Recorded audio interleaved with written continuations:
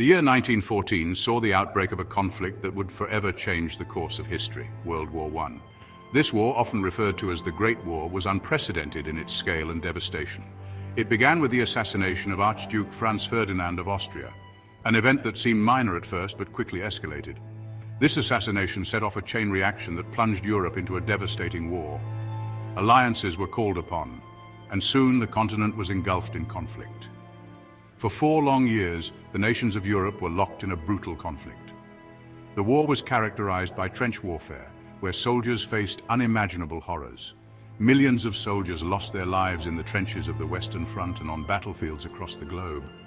The scale of the carnage was unlike anything the world had ever seen. As the war dragged on, the human cost became unbearable. Families were torn apart, and entire communities were left in mourning. Entire generations of young men were wiped out. The loss of life was staggering, and the psychological scars ran deep. The economies of Europe were shattered, and the continent was on the brink of collapse. Infrastructure lay in ruins, and resources were depleted. Finally, in 1918, the guns fell silent. An armistice was signed, bringing an end to the hostilities. Germany, exhausted and defeated, signed an armistice with the Allied powers. The nation was left in a state of turmoil and uncertainty. The world had changed forever. The war had left an indelible mark on the global landscape, altering the course of history. The old order was gone and a new one had yet to be built. The task of rebuilding and redefining nations lay ahead. From the ashes of war arose a single, overwhelming question. How could the world prevent such a catastrophe from ever happening again? Leaders and thinkers grappled with this monumental challenge. The answer, it was hoped, would be found in a peace treaty, negotiated in the Palace of Versailles, France. This grand palace became the stage for intense diplomatic efforts. This treaty, it was believed, would redraw the map of Europe and establish a lasting peace. Borders would be redefined and new nations would emerge. However, the task of peacemaking proved to be as complex and challenging as the war itself. The negotiations were fraught with tension and conflicting interests. The victors, driven by a desire for retribution and security, sought to punish Germany for its role in the conflict. They demanded reparations and territorial concessions. Yet, they also understood the need for a lasting peace, one that would not sow the seeds of future wars. Balancing justice with reconciliation was a delicate endeavor. The Treaty of Versailles, signed in 1919, would be the culmination of these competing desires, a document that attempted to balance justice with the need for reconciliation. It was a momentous occasion filled with both hope and apprehension. However, as history would soon show, the treaty's legacy would be one of both hope and disappointment. While it aimed to create a new world order, it also laid the groundwork for future conflicts. The road to Versailles was paved with good intentions, but its outcomes were far from perfect. The negotiations at Versailles brought together the leaders of the victorious Allied powers, each with their own agendas and priorities. These leaders, known as the Big Four, were tasked with the monumental challenge of shaping the post-war world. At the forefront stood the Big Four: Woodrow Wilson, the idealistic President of the United States; David Lloyd George, the shrewd Prime Minister of Great Britain; Georges Clemenceau, the resolute Prime Minister of France; and Vittorio Orlando, the passionate Prime Minister of Italy. Each of these men brought their own unique perspectives and goals to the table. Woodrow Wilson arrived in Paris with a vision of a new world order, one governed by peace and cooperation. He believed that the horrors of the Great War could only be prevented from recurring through a new international framework. His 14 points, a set of principles for peace, called for open diplomacy, freedom of the seas, and the establishment of a League of Nations to prevent future wars. Wilson's vision was ambitious and idealistic, aiming to create a world where nations could resolve their differences through dialogue rather than conflict. Wilson believed that a just and lasting peace could only be achieved through reconciliation, not revenge. He argued against harsh punishments for Germany, fearing that they would only breed resentment and lead to future conflicts. His stance was rooted in the belief that punitive measures would sow the seeds of future wars.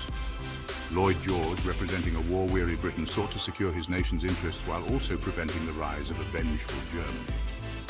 He was acutely aware of the delicate balance needed to maintain peace in Europe. He aimed to strike a balance between punishing Germany and ensuring its recovery, recognizing that a stable Europe required a stable Germany. Lloyd George's pragmatic approach was driven by the need to rebuild Europe without fostering animosity. Clemenceau, known as the Tiger, harbored deep resentment towards Germany for its actions during the war. He demanded harsh reparations and territorial concessions, believing that Germany should be crippled to prevent future aggression. Clemenceau's approach was shaped by the immense suffering France had endured during the war. Clemenceau sought to guarantee France's security by weakening Germany permanently. His demands were driven by a desire to ensure that France would never again face the threat of German invasion. Orlando, representing a nation eager for recognition, fought for territorial gains for Italy. He was determined to secure the promises made to Italy during the war. He pushed for the fulfillment of secret wartime agreements that promised Italy control of certain territories. Orlando's fervent advocacy was a reflection of Italy's aspirations for greater influence and prestige. These competing interests and agendas often clashed during the negotiations. The leaders found themselves at odds, each trying to push their own vision for the future. The process was fraught with tension and compromise as the leaders struggled to reconcile their different visions for the post-war world. The negotiations were a complex dance of diplomacy, with each leader trying to secure the best possible outcome for their nation while avoiding a breakdown in talks. The Big Four engaged in intense discussions, often behind closed doors, as they navigated the treacherous waters of international diplomacy. Their debates were marked by both heated arguments and moments of reluctant agreement.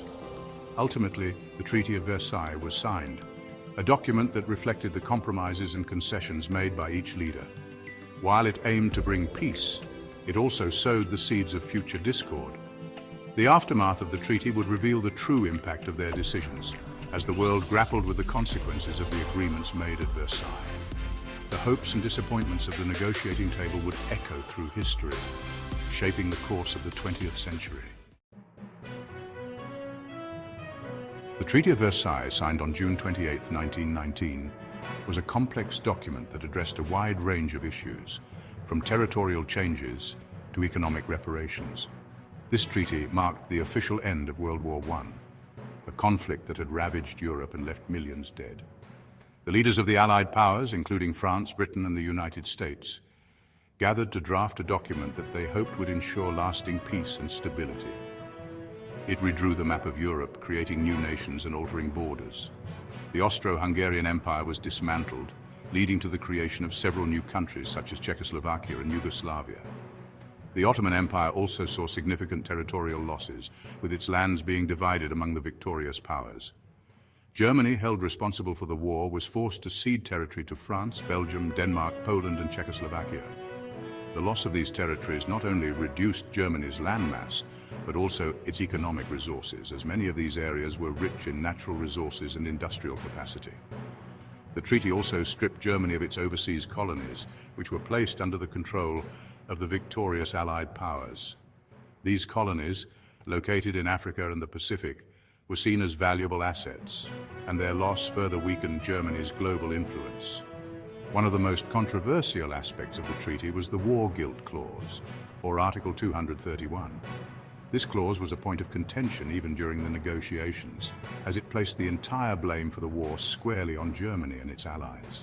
This clause placed sole blame for the war on Germany and its allies. It was a bitter pill for the German delegation to swallow, as they felt that the responsibility for the war was more complex and should be shared among all the major powers involved. It stated that Germany accepts the responsibility of Germany and her allies for causing all the loss and damage during the war.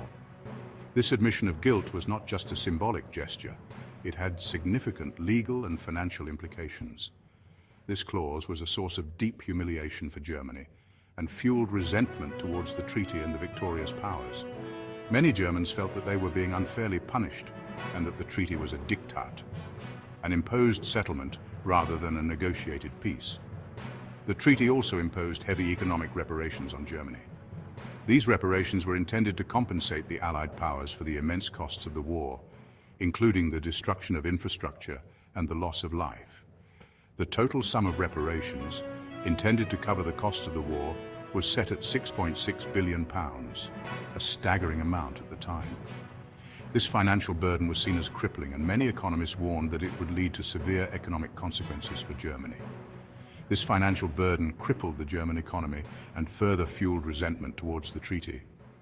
The German government struggled to make the payments, leading to economic instability and hardship for the German people.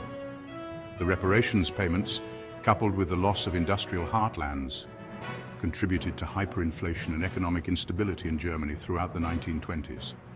The value of the German mark plummeted, leading to a situation where people needed wheelbarrows full of money just to buy basic goods. Beyond territorial changes and economic reparations, the treaty also imposed military restrictions on Germany. These restrictions were designed to prevent Germany from becoming a military threat in the future. The German army was limited to 100,000 men and prohibited from possessing certain weapons, including tanks, submarines, and military aircraft. These limitations were intended to ensure that Germany could not easily rebuild its military strength. The once mighty German military was reduced to a shadow of its former self, intended to prevent any future aggression. However, these restrictions also contributed to a sense of vulnerability and humiliation among the German population, setting the stage for future conflicts.